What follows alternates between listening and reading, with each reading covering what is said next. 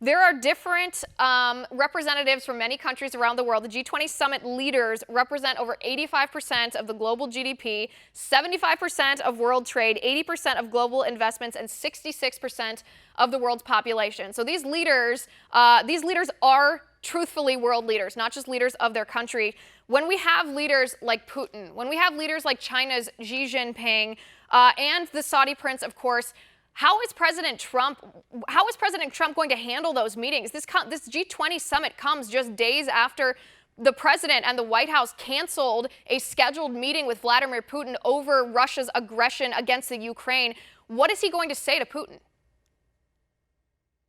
Well, I don't think he's going to meet with Putin, but I think there will be meetings at lower levels with the Russians to say that your aggression against Ukraine is unacceptable. I think the Russians are using Ukraine as a test case to see what they can get away with in terms of aggression and see how the world reacts. The president's decision to cancel the meeting with the Russians over this, I think, was exactly right, the meeting with Putin.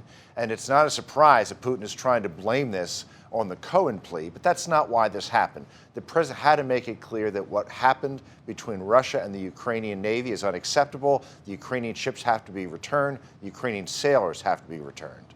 And what about China? There's word that the president's going to talk to Chinese President Xi Jinping about trade disputes between the U.S. and, of course, the Chinese. What should he say to the Chinese president?